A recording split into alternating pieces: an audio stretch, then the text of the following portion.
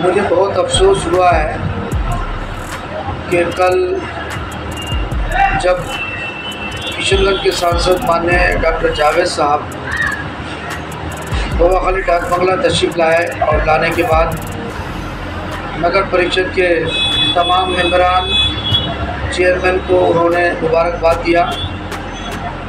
ये बड़ी खुशी की बात है, बहुत अच्छी बात है। उसके साथ मुझे बड़ा अफसोस हुआ है कि पिछले 4.5 सालों से उनकी जो मनमानी तौर पर इलाके का दौरा, इलाके के कामकाज को लेकर के ये काफ़ी चिंताजनक बातें हैं, लेकिन उन तमाम बातों को मैं इस वक्त ना बोल करके सिर्फ इस बात की तरफ तवज्जो दिला रहा हूँ कि कल जब डाक बंगला वो आकर के इन्होंने जो झूठी बातें कही है उसका निंदा करना मेरे लिए निहायत ज़रूरी है, इसलिए कि उन्होंने लोगों को गुमराह करने वाली बातें कही है।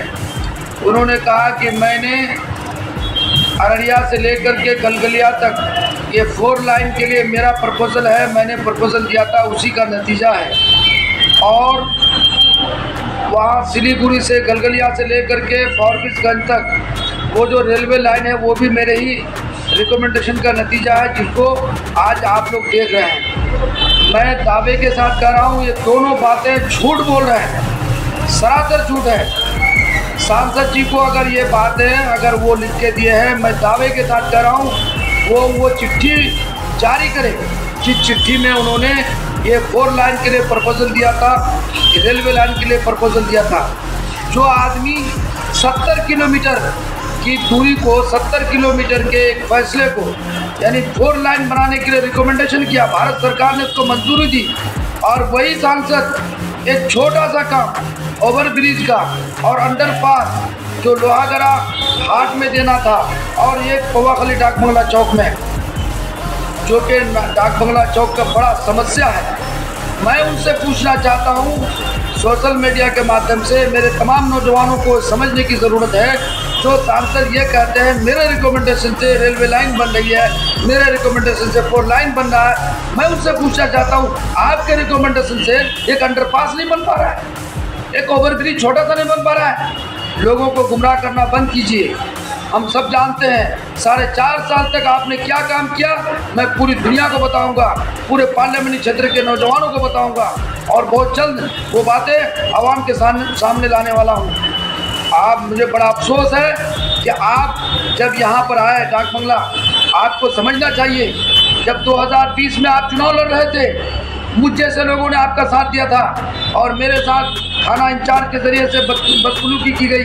तो वहाँ के आवाम को, वहाँ के मसाइल, वहाँ से सिर्फ 8 किलोमीटर की दूरी पर रेलवे स्टेशन है और वहाँ से 3 किलोमीटर की दूरी पर नेपाल का बॉर्डर सीमा सुरक्षा बल का कैंप है।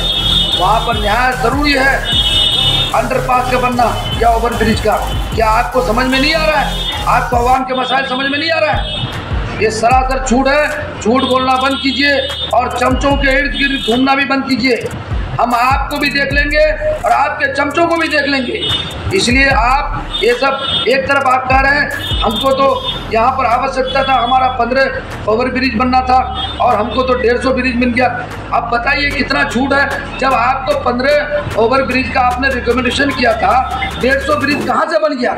वो कैसे रिकमेंडेशन हो गया? किसने करा? वहाँ का विधायक ने कुछ नहीं किया, वहाँ का सांसद और वहाँ का पार्षद कुछ नहीं किया, और जो लोग हाथ से पहले थे।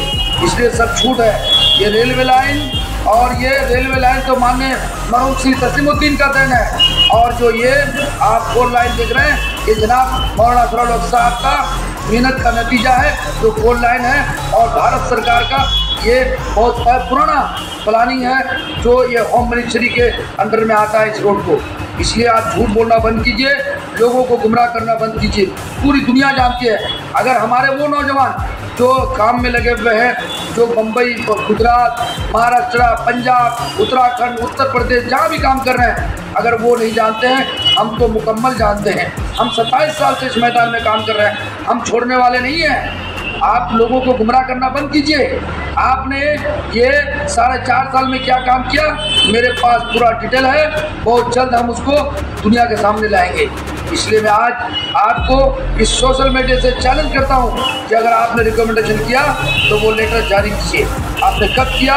آپ ایک طرف بولتے ہیں لوگوں کو کہ ہمارے ریکمنڈیشن سے یہ ہوا ہے، آپ کے ریکمنڈیشن سے اتنا بڑا روڈ بنے گا 70 کلومیٹر کا، اور ماتر ایک انڈر پاس، ماتر ایک چھوٹا سا انڈر پاس بنانا ہے لوہاگڑھا میں اور بھواخالی میں، یہ سمجھ میں نہیں آیا۔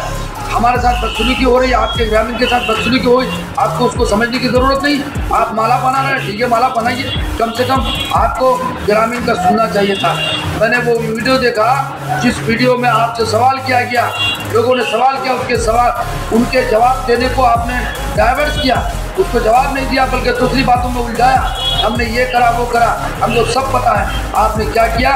2024 کے چناؤ میں آپ کے تمام چیزوں کا جواب ہم دینے کے لیے تیار ہیں۔ میں مفتی اطہر جاوید، میں تمام ہمارے جتنے بھی ہمارے درشک ہیں، ہمارے نوجوان ہیں، میں کہنا چاہتا ہوں کہ آپ کو بھی آگے آنا پڑے گا اور ایسے مکار، ایسے جھوٹ بولنے والے لوگوں کو منہ توڑ جواب دینا پڑے گا۔ خدا حافظ، السلام علیکم۔ مفتی اطہر جاوید قاسمی، ضلع پریشد پرتنیدھی، کشن گنج، بہار۔